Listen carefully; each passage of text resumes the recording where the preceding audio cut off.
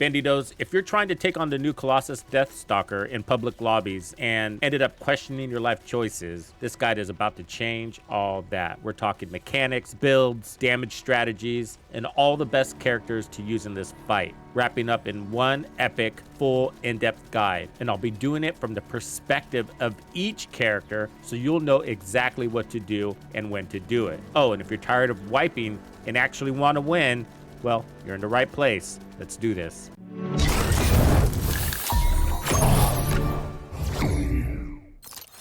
Tux makes it exciting!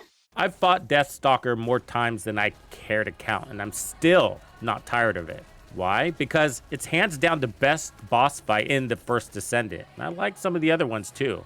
This one's tough, but not impossible. And eventually you do master it and it does get easier. That happens quite quickly. And even then, it's still fun. And more importantly, it's your ticket to some of the best loot in the game. If you're after those sweet ultimate Freyna parts or that shiny new ultimate scout rifle, this is the fight you'll need to farm. And trust me, you'll want that rifle. It's got chill power and boosts Haley's movement speed. 2 new external component sets, Invaded and Distorted Resolve, also just dropped. And guess who's holding them hostage? Yup, Death Stalker. Now, if you're here for public lobbies, this guide is exactly what you need. If you're chasing speedrun world records, yeah, no, this isn't it. Public lobbies are messy, we all know that. And unless we can get the entire lobby on the same page, most runs end up being harder than they really need to be. So my goal is to get you and the other 3 random players you've teamed up with on the path to consistent clears. Public lobbies may be chaos, but they don't have to be a nightmare. Okay, for the Captain Obvious out there, yes, I know you're watching. I'll be walking through everything from mechanics to roles and builds, as if you're brand new to the fight. Maybe you're hooking up with randos for the first time, or maybe you've just had enough of getting wiped over and over. Either way, we're keeping this guide practical. No trick shots or flashy plays, just the stuff you actually need to know to get through this fight in public lobbies. If everyone sticks to their role, Death Stalker becomes a lot less scary. And before we get into it, yes, I can already hear someone typing, "Yes, Captain, we know. Please just use common sense." We're not going to spend this video pointing out every obvious gameplay tip because this thing already has enough details to cover. Can we please all agree on that? Cool, moving on. So make sure to grab the downloadable full guide in the link below. Trust me, you'll want to keep that handy. And let's dive into the fight. Let's do this! We're going to cover this fight from every key role's perspective. The Descendant's POV. Sometimes you don't get to choose your role, and I'm going to show you exactly what to focus on. Blinders up, so you can tune out the distractions and do what really matters during this fight. And don't worry, I've got all the builds you'll need to handle this fight. These are pretty good. You're gonna wanna stick around for those. Starting with the basics. Death Stalker deals poison damage and debuffs, and she's weakest against electric elements, followed by fire. So make sure you equip those on your weapons. If you're a crack shot, target her weak points. Her main ones are the balancers and the core cap on her front, her chest, and her back. I recommend going center mass for the core cap. There's a trap door just below or a little bit below the core cap, and the skulls that come out end up getting in your line of fire inadvertently. So at the same time, you're shooting the skulls and hitting her weak point. So definitely recommend going center mass. Here are the trap doors where the skulls come out. You can also aim for that if you're responsible for ad clear, so you can get them when they're grouped together. Otherwise, not as many weak point hits on this boss compared to others who have large, easy to access weak points. These ones, I mean, come on, look at those things. All that contributes to a longer fight. Now brace yourself. Death Stalker's got lots of ways to hurt you, all while she's constantly spawning ads to make your life just a little bit more miserable. First up is her green laser. This one's a killer. It'll wipe most, if not all, of your shields and health. But hey, silver lining, you can see it coming. Just tuck and roll your way to safety. Now, she's packing a ghost skull launcher from her chest. Get hit by one, not a big deal, but these come in packs and they're relentless. They will literally chase you around the map. So shoot them if you can see them coming, which will be always. Evading is only a temporary stop measure. They will follow you into cover. So if you're thinking about being Glay and hiding in the back somewhere, yeah, that's not gonna work. Then there's Stalker's AoE attack. It's basically a giant bone ring. This thing is always there. It's always being emitted. But it's easy to avoid. If you prefer shooting the enemy over jumping over her bone circle, just keep your distance. But wait, her worst is next. Her debuff. She casts a spell that debuffs the team's HP. So what happens here is she basically makes your health bar absolutely useless, which also means the health orbs are just as useless. You know you are hit when you see these green swirls swirling around your body all the time. This is the primary mechanic you want to build around during this fight. This is always happening. And there's another damage you're gonna see, and this one only shows up during the immunity phase. It's what I would call death from above. Basically, it's a laser strike that comes from the heavens. So it's gonna be locked in on you, and it'll be a green laser with a green circle around you. Yeah, so try not to get hit by that. It actually hits pretty darn hard. Next, she launches these scary faces, like little white ghost masks, that explode, and when they do, they release poison ringlets, which can't be avoided. For ads, she spawns the Kingfishers, you know those, nothing special about these dudes, and they did nerf them so they're less annoying on the melees. Hey, there's one more way you can take damage. During the immunity phase, there will be these creepy totems. If you get near the wrong one, it'll zap you. There is a wipe mechanic, but to be honest, you're not gonna see it very often. Basically, if your team is dying all the time and not getting to the mechanics, it can happen. Now that you know all the ways you can be eliminated, let's talk floor plan. Let's do this! So Death Stalker spawns right in the middle, just like most bosses, and they've updated things so that in the Colossus fights, they wander less. But this fight will migrate all around the map. It's sort of part of the mechanics. You wanna move as a unit, stay together. Do not split up like you would with other fights like the, let's say, Molten Fortress or even Gluttony. To complete this fight efficiently, you will need to rely on the team buffs. More on that in a moment. So once the fight kicks off, it will be just the boss and eventually ads. It will look busy, but that's just all her attacks. So use the geometry to find smart angles to shoot the boss and keep your distance so you don't interrupt your DPS by having to avoid those bones. Before we dive into the specific roles and how to actually eliminate the Death Stalker, let's wrap up the essentials with more Surviving Death Stalker 101. Survival tip number 1, counter her elevations. If she is up, you go down. When she goes down, you go up. In other fights, you might fight from zones. This fight moves around a bunch, so there really won't be zones to post up in. But why does elevation matter? Because her AoE bones attack is always on and it's at ground level. This fight is long and requires a lot of focus and sustained damage if you want to get it done sometime today. If you are always being interrupted by her bones AoE, then it's going to be a painful ride. When Death Stalker uses her AoE attack, it won't hit you if you're at a different elevation. No need to hop around and scramble for cover, and you can continue to do your damage. Keeping a fair distance is another way to avoid the bones, but depending on where you are on the map, the fight can close in on you. But there are lots of elevations in every sector, so this is something you can always take advantage of. Survival tip number 2, don't show up with a random descendant. Trust me, the debuff is Death Stalker's biggest defining mechanic, and it renders HP useless. A descendant that has no shield is probably not the smartest choice. I mean, I love Glay. We all love Glay. And yes, it can be done, but it's sort of annoying when someone brings her into this fight. She is the exact opposite of what this fight needs, and I think they did that on purpose because Glay is used basically in every other fight. Death Stalker has mechanics, and you need the best tool for the job. Okay, survival tip number 3, your descendant decides your role. If you roll in with Bunny, congrats. You're now running defense. Don't fight it, just embrace it. I know that just confused you when I said you're running defense. We'll circle back on that, don't worry. It's actually pretty cool. Survival tip number 4, Enzo? Yeah, he's your best friend. You can technically beat Death Stalker without an Enzo, but in public lobbies, he literally makes this whole thing super easy. 1 Enzo is good, 2 is better, and if you have all 4 Giga Chads, it's basically a dream team. No Enzo? Prepare for ammo issues. No, that's not an invite for you, Glay. Get back. Survival tip number 5, have a shield build. If HP is useless in this fight, why fight it? Come with a shield build instead. It's just smart. Survival tip number 6, put on toxic resistance.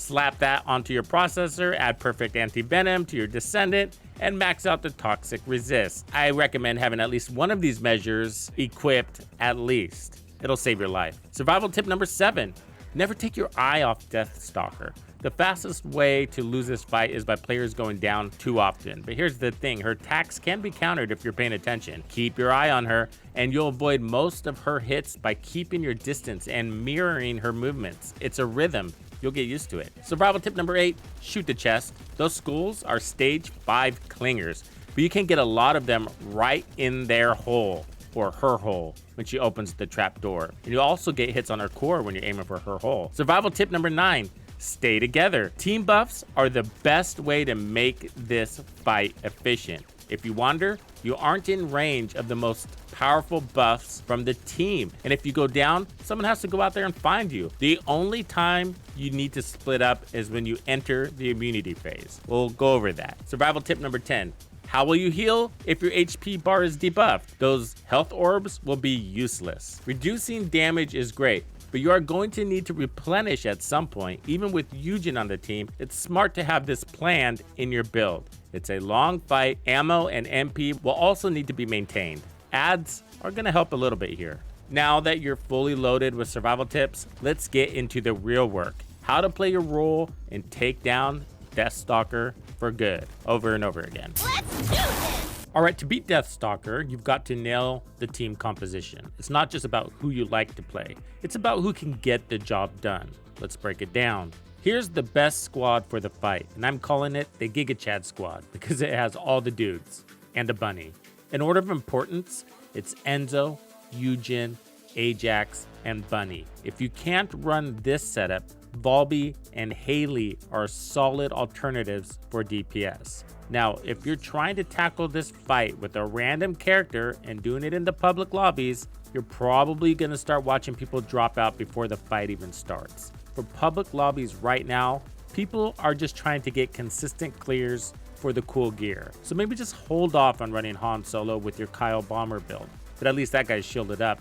Eventually we'll have herd immunity and everybody will know how to do this, and then exploration will be more welcomed by the community. Let me give you some no-no examples for pubs. Glay is a great weapon platform, but she has no shields and depletes her HP instead of mana. I've been in lobbies where there were more than one Glay, and it did not help the fight in any way. It did not help us one phase the boss or anything like that. I'll just hide in the back with my Glay, but hiding isn't going to stop the skulls or the debuff. And during the immunity phase, we have to hold down a zone that turns into a kill box. And with Glay, that sucks because you're picking her up all the time, which means you're getting direct hits from Death Stalker's strongest damage, the lasers. So Haley can pack a punch with her sniper, but I feel like the devs designed the weak points on Death Stalker to make Haley's job super hard here. Not only does Death Stalker move fast and a little bit sporadic, she can teleport like Dead Bride. But those weak points,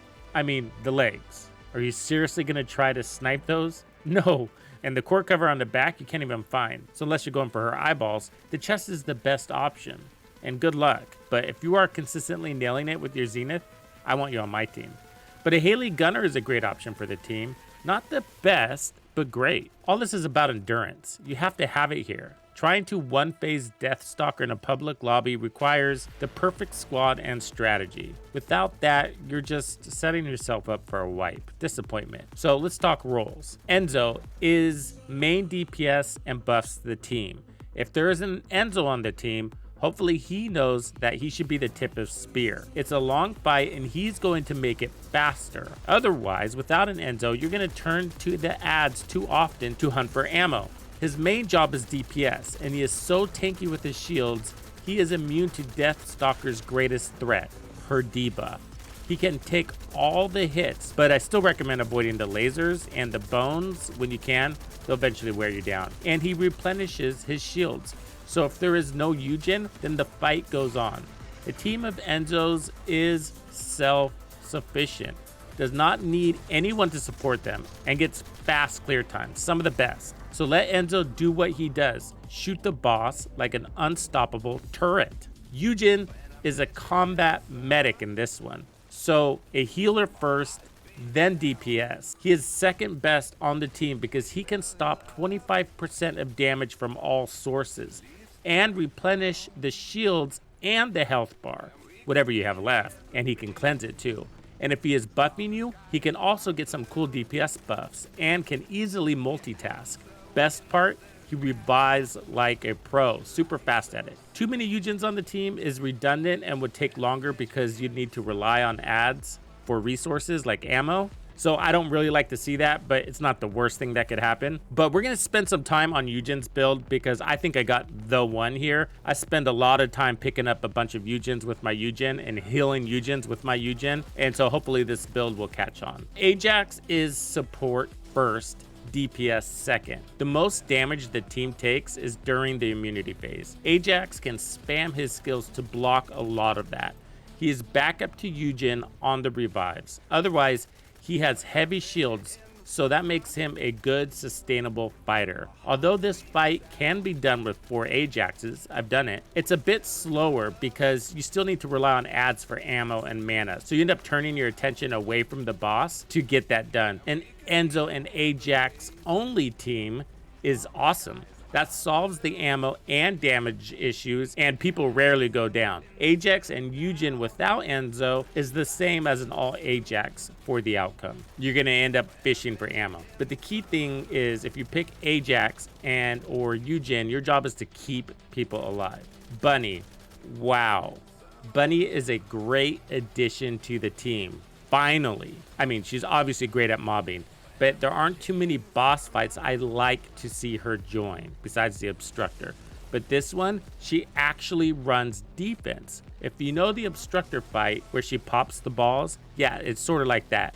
Her gig is to take care of the stage 5 clingers, manage all the ads to keep the team's resources full, even Enzo for the mana and stuff. Otherwise, her speed makes her backup reviver, but still rather Ajax if he is closer to the target. And she scouts for the zone mechanics so the team can focus on damage and know where to go during the immunity phase. I can't wait to show you the build I created for this fight. She is awesome in here. Since there's usually not much chatter in public lobbies, knowing your job based on your role because of the Descendant you chose is the key. There's nothing more annoying than a Yujin that doesn't do the reviving and is too focused on DPS. Or when you're Yujin and you stop shooting to go revive and the DPS main, like Enzo, stops shooting to revive too. Let people do their job. Yujin is the best at reviving. Give him a chance to do it. I'm talking to you too, Ajax. The biggest tip I can give you is to stay in your lane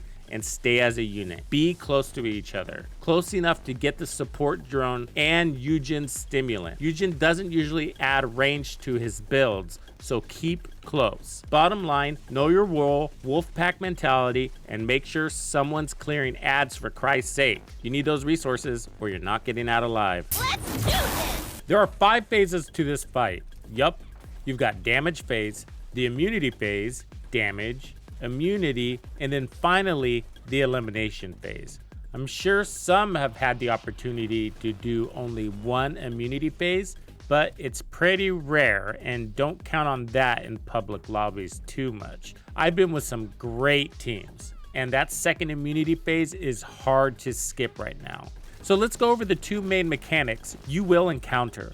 One is the clocks. These are really easy. When you see them, just stand in the circle. The progress meter is built into the perimeter ring. It doesn't take very long, and they will be scattered about. The biggest tip I can give you is to not stop firing at the boss during this phase. It's easy to forget to do that. She is not immune here, so keep up the damage. The second tip is for who to do these. I mean, which role. Well, if it's right there, just stand in it. If it's right next to you or nearby. But there are always a few scattered away from the central fight. I recommend the Giga Chads to stay put and let the speedsters go get them. So Bunny or Balby. One of Bunny's main jobs is to be the scout, and this is what I mean. So she's gonna search and occupy for those outlying clocks. And Ajax would be back up to Bunny on this one, as well as Yujin. But keep the DPS doing DPS. As I mentioned earlier, you're almost always under this HP debuff, the spell that she casts on you. So by standing in this ring and destroying these clocks, you're gonna cleanse that debuff. I don't really see the point of that though, because she's just gonna put the spell right back on you, but there you go. Once Death Stalker goes immune, she throws a tantrum. Then these creepy totems will spawn around the map. You will see a laser coming from the sky, and that's where you will head. But I have a map here to help you out. It's always the same. This is the only time you really split up, to find the right totem. So your goal is to find the totem that isn't powered up. This is important, so let me explain clearly. This is what a powered up totem looks like. It has a full yellow bar that is obvious at a distance. If you get in range, it shocks you. This is the one you're looking for. It has a power bar too, but it is not full. You can also identify this totem by the hands covering the face, but at a distance, those hands aren't as obvious as the yellow bars. So this is an occupy mechanic. Whoever finds it needs to get in the circle as soon as possible. When they do, after a second or so, it will destroy the other totems around the map. So the team will know to stop searching. And allies will get a green tether that guides them to you. Once the finder entered the circle, the boss's bombardment immediately begins. If you are marked by a green laser from the heavens, tuck and roll to release the lock. You got a little bit of time to do this.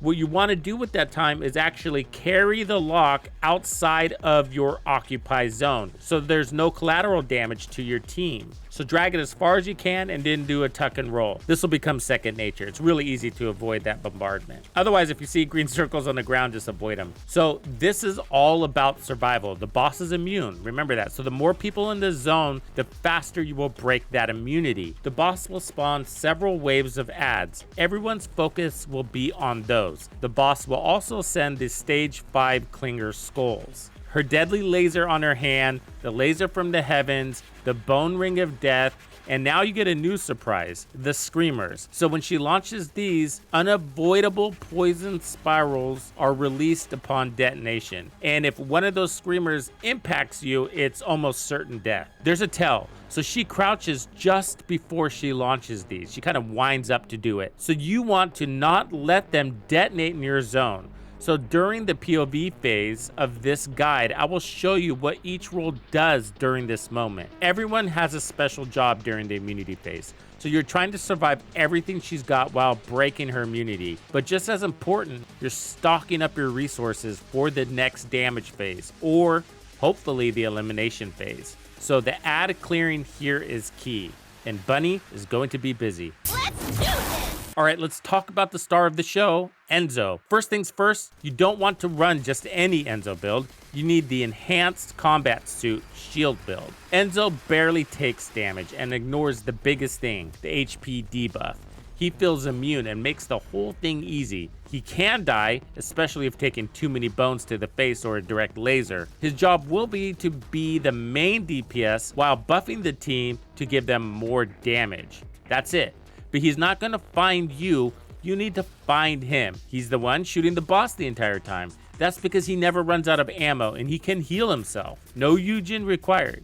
Besides putting holes in the boss, he will drop this device. It gives himself and the team 29% crit chance and 15% more weak point damage. If you see that, touch it. Reloading or switching weapons will remove this buff. He will also summon Perfect Support, a companion drone that refills your ammo and gives you more damage. Range is around 9 meters on most builds, so Wolfpack this fight, Bandidos. Stay on his hip. Yujin needs you to do that too. So this drone will give you 20% more crit rate, weapon damage, and 10% faster reloads. It's totally worth it. And his number 3 provides shield every 9 seconds, only to himself. And when he grabs an orb, he gets another burst shield heal on this setup. And he lives strong without any HP. Amazing. So during the immunity phase, it's important for Enzo to ensure he is stocked up on mana, reloads his weapon, and deploys his firearm enhancer, and redeploys the companion drone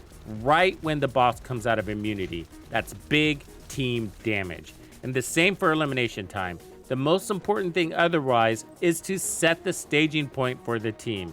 You're the tip of spear, so mirror the enemy's movements, stay off elevation and just outside the bones range. Keep the team supplied and you're good. Okay, let's get into the build. I will go as fast as I can here. Let's do this! Now let's talk about Yujin. In this fight, Yujin is a combat medic, and I really think the way I have him set up is the best way to go. And I know everybody says that, but I'm gonna explain. So this is the build that is healing and reviving other Yujins. So much that I was actually getting annoyed by how often other Yujins kept going down and how I noticed how little they were actually healing. So let me get through his POV role and then we will go more into that, the build. Okay, so Yujin wants to always be buffing his team with heals. He is DPS backup.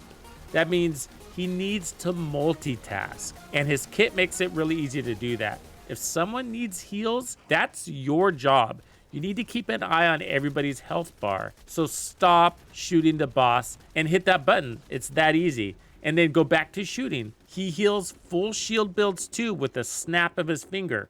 Tanks are welcome. If someone goes down, Yujin needs to be the one to revive them. He does it faster and gives them an HP boost. Yujin needs to stay near Enzo or the pack so he can apply the stim. The stim is only 6 meters in range, so Yujin needs to move to get the most people in its range. The stim blocks 25% of incoming damage from all sources. As Yujin, attach the Solidarity healing drone to the most vulnerable player, preferably not Bunny since she doesn't stay put, because whoever it is needs to be near you. And Bunny will have the benefit from Duty and Sacrifice, your 4th skill, which you will be spamming every 13 seconds. And this heals at any range, anywhere, and it's burst and recovery after the fact. So your next most critical job is to revive players.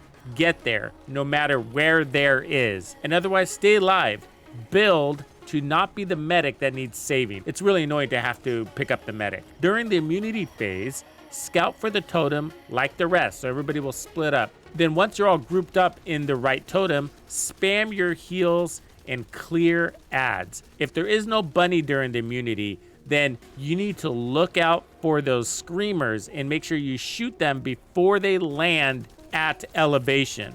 And finally, your most important job is to make sure that when the immunity phase breaks, everybody's at full shields or health. No matter how strong your heals are, if your allies are debuffed, their health bar isn't going to move. That means against this boss, your real healing job is to heal their shield. So you're a shield healer, which is great because a lot of people are figuring out that shields are more important than health. And so they're coming in with shield heavy builds and you're healing those really well. Top tier, as a matter of fact. Let's go through the build. So this build walkthrough is going to take a little longer than the others because there are important details that need to get out there because Yujin is being used a lot during this fight. So at a high level, this is the same weapon I just covered with Enzo. Nothing has changed. None of the stats, none of the mods. It's all exactly the same. For the reactor, you do actually want to mount because all his heals are driven by skill power. Now there's a threshold there that's complicated math, but what you need to know is the reactor is a big part of that. So I have the Enduring Legacy mount and then non-attribute skill power boost and fusion because his most important heal is fusion. Fusion skill power boost, you do want that. Cooldown would be really cool. There's also a HP heal modifier. If you can get that with fusion, that's a really good one. As far as the external components go, you're basically looking for the same setup as Enzo. I happen to have 2 invader pieces. You don't have to have this, but this does give me a almost 12% boost to shields. But what's important here is the double HP. So get God rolls. The sensor is HP and you do want MP there. We have the same annihilation external component with HP and defense and some shield recovery. And then finally, the Invader processor that has max HP at 646, very nice, and toxic resistance. So here's his module setup. So what I want to explain at a high level is that it's very similar to Enzo, that we are loading up on HP and then converting that load into shields. And as you can see from his stats, he's 27,000 in shields. He's almost as tanky as Enzo.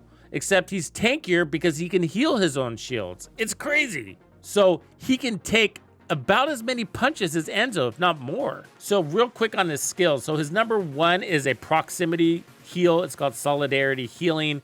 So you attach it to somebody, but you have to stay within range. And then Stimulant Spray is really important. This is the one I was telling you about earlier. So damage reduction of 25% to all sources or from all sources. Constantly throw this out to anybody that's near. You got a 15-second cooldown with a 10-second duration, and you'll have the mana to constantly toss this stuff out. Now, here's the most important one and what we're building around: duty and sacrifice. So no matter where anybody is on the map, you do not need to build range into this. You will be healing them with crazy high burst heals. Max recovery is target max HP by 82.9%. This means everybody's going to receive a different amount of heals based on how much HP they're running, including yourself. So if you're healing yourself, your target. If you're healing them, their target. Whatever that outgoing heal is, it's going to be different, but that's the value cap. Now, if I take off the duty sacrifice mod, it changes that figure, and it's at 163%. It is more powerful if you go with hyperactive healing, which is the base skill, and it also cleanses, but it's a big pain in the butt. I tried it. I tried like a dozen different Yujin builds, and the one that I settled with, I feel like is the best. Although this one sounds nice to be able to cleanse people so that they can have their health bar back, well, a lot of people aren't going to need it because they're figuring out they don't want a health bar, so there's that. And then this one's just annoying. They have to be within range. And so range becomes a factor. And I wish everybody stayed within 8 meters, but they don't. And so I had a hard time healing anybody with this. And I think that's why not many people use it. It's a great concept in theory, but it just doesn't work out in practice. So duty and sacrifice is crazy high burst heals, but it doesn't require range. And it's plenty powerful at 82.9%. You're healing everybody up, including yourself. Shields all the way to the top, and HP. I've played around with this a lot to make sure that it has the power to do just that. It's not the HP that's driving my outgoing heals, it's skill damage that's driving outgoing heals. There's also healing modifiers that you can use also, but I decided against those because we had plenty of heals. It wasn't providing any extra value for this fight. I recommend mid-air maneuvering so you can get to places faster. You do want the duty and sacrifice mod, and then HP everywhere. So same reasons as before, so I'll go quickly. HP amp with max HP at a cost of shield. MP conversion so that our cooldown is low. Nimble fingers, same reason. Focus on non-attribute, so we want skill power and skill cooldowns down. The skill power gives us stronger heals. Increase shield so that we don't die, because a medic that's dead can't heal or revive. HP conversion for shields. Focus on fusion, more power and less cooldowns. Again, stronger heals. Overwhelming shield converts all of our HP into shields, and we're healing ourselves like amazing, and we're very hard to kill. Maximize conservation. Our skill cost goes down. This helps us spam our skills. I did try not running this, and I tried every combination and similar remedies, and this is the best for this fight because you have to spam those skills to keep your team alive, and it sucks to run out of mana, and it did happen. And then I would have to go around scrapping for mana orbs, and that was really annoying. And then finally, standard increased HP. Sidebar, because this is important, because I know a lot of people are probably interested in this mod. It's called Passionate Sponsor, and it's a really good mod. So when buffing or recovering an ally, that's 75% more skill power and firearm attack. That's crazy great. I don't encourage shot focus because it's going to take skill power away from you and then make your heals not as powerful, and his heals are sensitive to skill power. So here's the deal. In order to get this mod, you're going to have to sacrifice something, and I tried all the combinations. Naturally, one might think it's got skill power modifier at 75%, so just replace one of the damage mods like Focus on Fusion with Passionate Sponsor, and then you got the best of both worlds.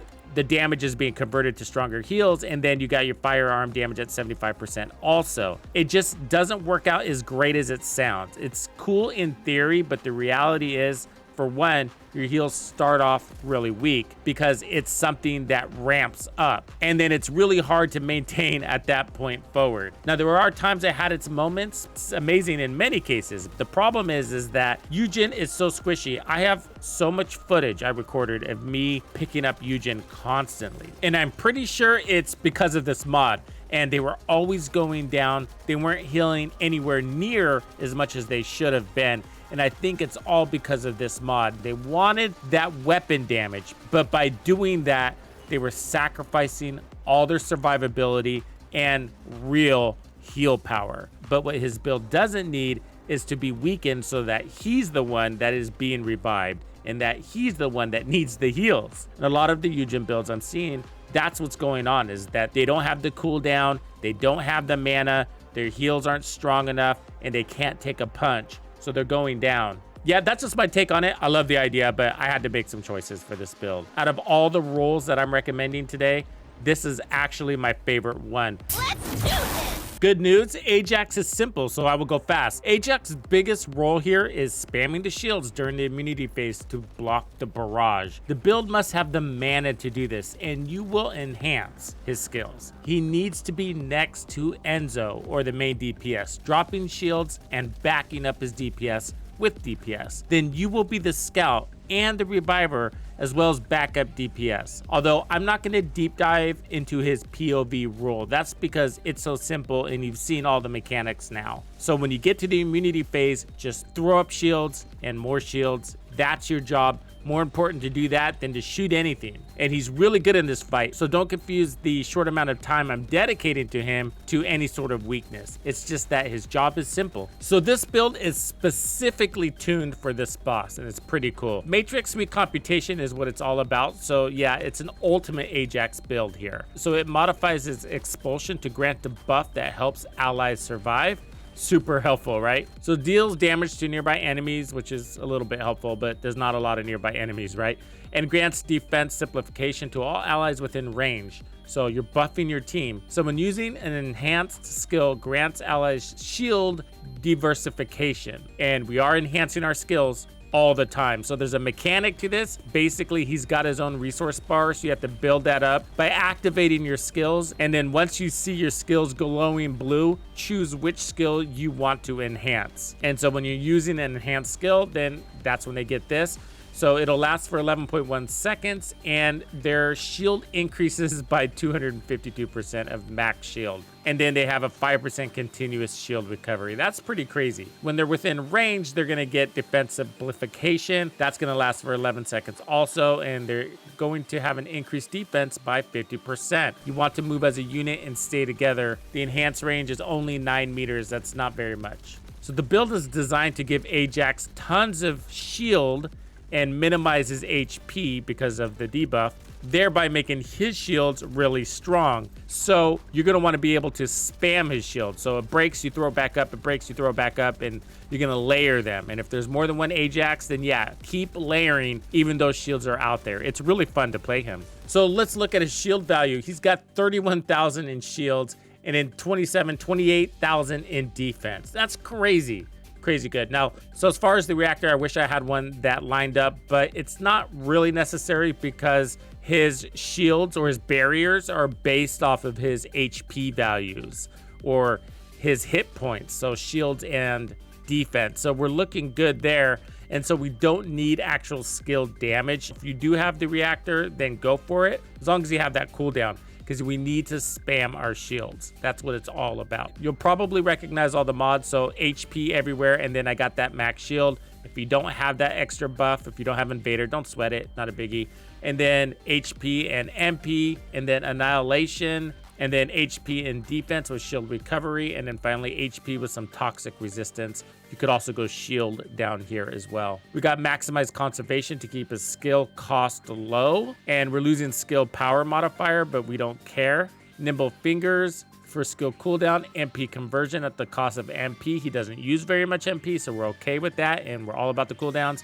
Increased defense, because we can. He doesn't need much else, so we have this space. Overwhelming shield. This converts all of his HP into shields, so he doesn't get the debuff, which is awesome. Max shield with the cost of HP, increased HP, increased shield, HP amplification, and then amplification control. So this gives us some range and shield, which is really why I'm using it. Let's do this! And now Bunny, one of the best I saved for last.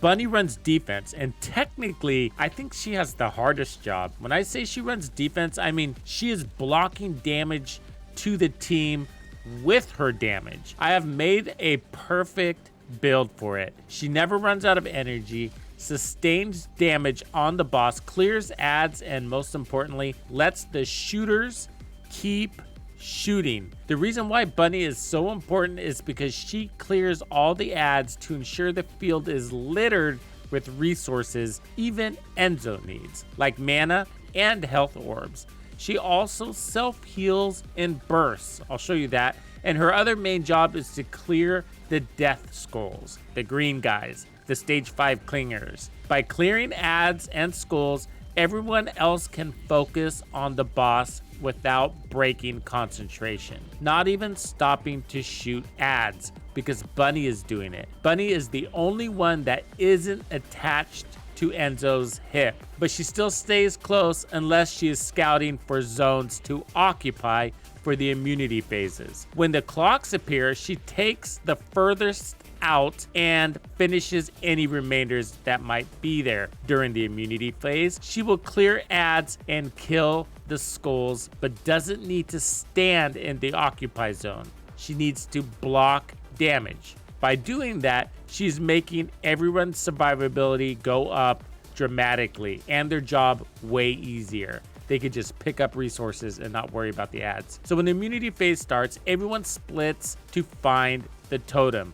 Bunny should book it to the furthest one away. Her most important job, more important than the ads and more important than the skulls, is to take out the screamers bombardment mid-air, at elevation, in the sky, so that the poison spirals don't reach the team at ground level. You can see this coming when the boss crouches. I already covered that. She'll throw these spirals out at least once during the immunity phase, if not twice. And then when the boss goes down, Bunny should use her ultimate laser and wail on that boss. Bunny is also backup revive because she can get to people fast.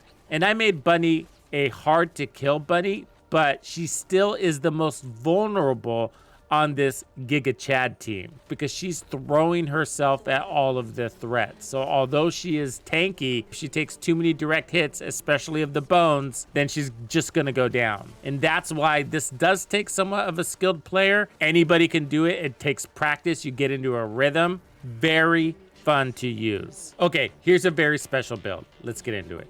So let's look at our values first. So as you can see, she's got 14,000 in shield. Crazy high for Bunny because she's relatively squishy. So this is about as high as I can get her. And she does need to actually put out damage. And so I have tuned this build to have enough damage to clear ads easily, as well as those stage 5 clingers and the screamers. But as far as damage on the boss, it's about consistent damage. But don't be overly anxious on putting damage to the boss. It's great if you do, but it's more important that you clear the ads so that your DPS team can spend 100% of their time shooting the boss, because this boss has serious skill damage reduction on her. So your reactor does matter here. I'm running the Thunder Cage. I got electric and singular, skill cooldown and duration. It's important that I have my skill uptime, but also I wasn't able to farm a special reactor just for this fight. And then otherwise, I'm rolling into HP everywhere. You're not going to have to worry about mana with her. I'll show you why, but max HP everywhere is what we have here. And then consumable drop rate is really important because she can heal herself without a health bar. And I'm gonna show you how we did that. So max HP here, and then consumable drop rate. And then I got a max shield side effect, but you don't have to have that. It is a nice to have. And then an annihilation with max HP and defense. And then here, toxic resistance, item acquisition, and HP. And then the Thunder Cage, she's not really using it. She's mostly holding it, but that's what it looks like in case you do shoot. So there are a couple of moments where she puts out some shots, but very busy hopping around like a bunny does. All right, here's her build. It's a Bionic Fuel Ultimate Bunny build. So you're gonna wanna run this mod on your Ultimate Bunny. So it decreases your speed of light, but consumes HP instead of MP. And so you're not running around that much anyways. You're mostly flying in the sky. So mid-air maneuvering is really important on this one. Make sure you run this mod. It's not going to cost mana anymore. It's going to eat your HP. But guess what? We don't have any HP, or it's at level 1 and it always stays at level 1. What's really cool is it eats nothing. It is free fuel, basically, the way we have this set up. Even with the debuff, it doesn't hurt the skill. It is unlimited running.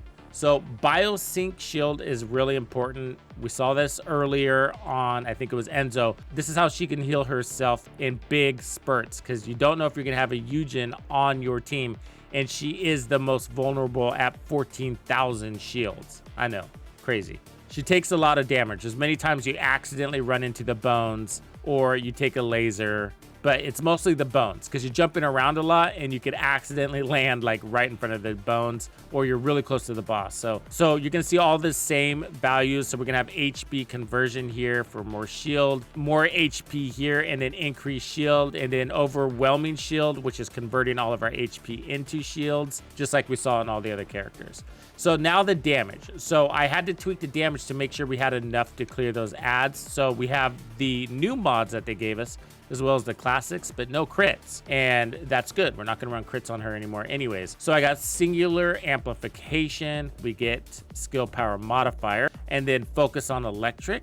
So that does give us some cooldowns. We do need that for our third skill. And then focus on singular, same reason. Then electric amplification. So more electric skill power. So we got our 4 power mods right there. And then skill expansion to give ourselves even more range. So this is as good as I can get our range without sacrificing survivability. So hopping around is required to make sure you're catching all of those floating skulls. Okay, that's Bunny. Tons of fun. Finally, we've reached the end of this video. Let me know your favorite role and what do you think about this new boss? Thank you for hanging out with me. My name is Tuxedo Bandido. That's Tito Bandido. One and only. And this was another episode of The First Descendant. If you found this video helpful, subscribe, like, and turn on notifications to ensure you don't miss out on the fantastic experiences waiting for you in The First Descendant. And if you like videos like this, check out the one I have recommended for you right here. If you have anything you want to see covered, be sure to let me know in the comments below. And thank you to all the channel members and donors who make everything possible. Tux Nation wouldn't be without you. When you buy or download anything for The First Descendant, be sure to use Tux's creator code to support the channel. Easy peasy.